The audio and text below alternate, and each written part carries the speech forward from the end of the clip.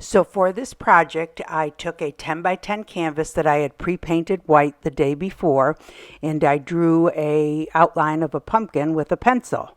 And then I took some orange and yellow paint, and I loaded the brush on each side, and I just went around the sides of the pumpkin with like a letter C.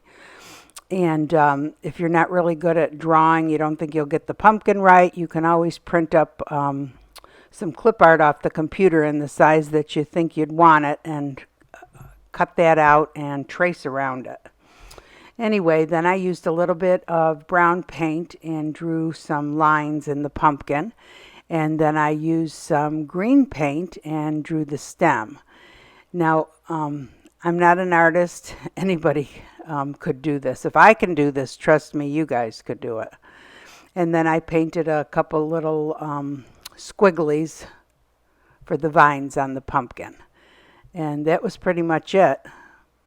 So the day before, I had smashed up a clear glass plate for another project that I was doing, and I used the larger pieces, and I had some of the smaller crumbles left, and I used that to decorate around the bottom of the pumpkin and around the top of the pumpkin. And right now it looks kind of funny, but trust me, once you get the resin over it, it looks real pretty. Next, I took a couple pieces of green tumbled glass and put them on the stem just to add a little bit of dimension to the project. Now, if you've watched any of my other videos, I do a lot with tumbled glass, but honestly, you could just take a piece of broken green glass and use that for the stem to add some dimension. The glass that I get for any of my projects, I usually pick up at local thrift stores or Goodwill. We have a lot of Goodwills in this area, some huge Goodwills. But honestly, the best place to get glass from is garage sales. You can get all, now if you're just going to break it up to use for projects like this, you're fine with, you can find many colors. For tumbled glass, I have to make sure that the glass is colored all the way through, or else when you tumble it, the color will come out and you'll end up with clear glass. So at the bottom here, I'm adding some light green cracked up glass that I had actually picked up. The first glass that I put on, I had actually picked up at Dollar Tree, a little bag for $1, so I bought it. Anytime it's that cheap and it's already cracked up, I get it. And then I had a little bit of this little darker green glass, bigger pieces that I had used for a project yesterday. So I went ahead and threw a couple of those on top of there too. I was actually up to the Dollar Tree yesterday and they had a little bag of crumbled yellow glass, just one left. So I went ahead and grabbed it.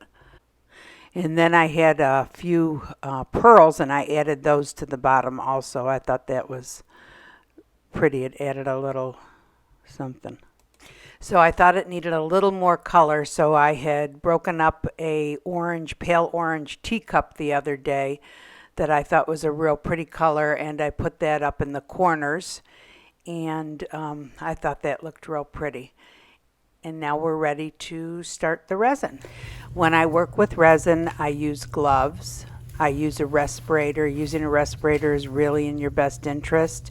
If you can do it in a well-ventilated area outside or open a window, if you can do it outside and then just bring it back inside to dry, that's great. So the resin I use for this project is called Dr. Crafty. It's like all the other resins that I've tried over the past month. I bought a bunch of them on Amazon and they were all pretty much the same. 1-to-1 ratio. They worked the same. The only difference was a little bit of difference in the prices. I had tried this Dr. Crafty resin in the smaller bottles and I thought it worked well and it was one of the least expensive ones, so I purchased the larger bottles.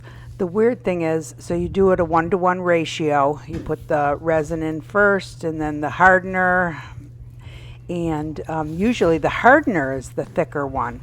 But for some reason, the resin on this is really thick and it was hard to get out of the bottle. Anyway, after you have the two of them mixed, you stir it. You can use a tongue depressor or a spoon. You stir it slowly. The slower you stir it, the less bubbles you'll get. Scraping the sides, scraping the bottom. When you're done mixing it, oh, you should be doing it for 2 to 3 minutes. That's why I keep on looking at my watch. And then when you're done mixing it, you're ready to pour it on the project. I usually put the resin on with the spoon. I go over the glass first just to make sure the glass is well covered and will stay in place. And then you can spread it out with the spoon or with your finger, whichever is easier. It will drip down the sides, so you cannot lay it flat on a piece of paper because it will stick to the piece of paper. You'll be ripping it off in the morning.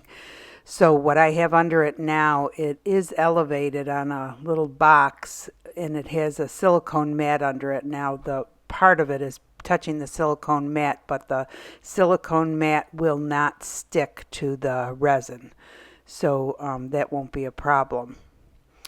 But what happened is after this set and dried overnight, when I went to check it, there was some areas that were low that I don't know if I had missed it or if the resin had soaked in a little more than in other areas. So I went back over it. I mixed up a little bit more resin and I poured it over the areas that were lower and kind of spread it out, and then let it dry another 24 hours, and it turned out really well.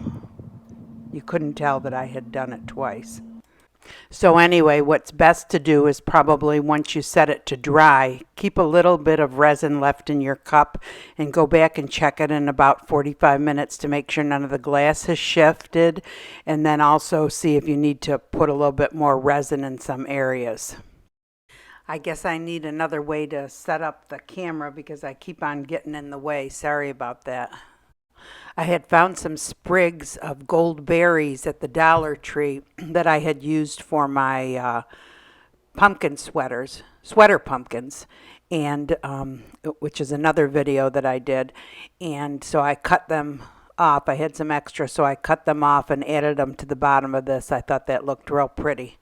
And then I was pretty much done with the project. Just has to dry. Now when you set it to dry, again, it needs to be on a level surface. It needs to dry overnight. And a lot of people actually take like plastic totes and put it over it in case there's a fan or dust in the air, just to keep anything from getting in it. But I don't do that. What I usually do is just set it in a room and shut the door that nobody goes into. Well, I hope you enjoyed this video. If you did, please give it a thumbs up and consider subscribing.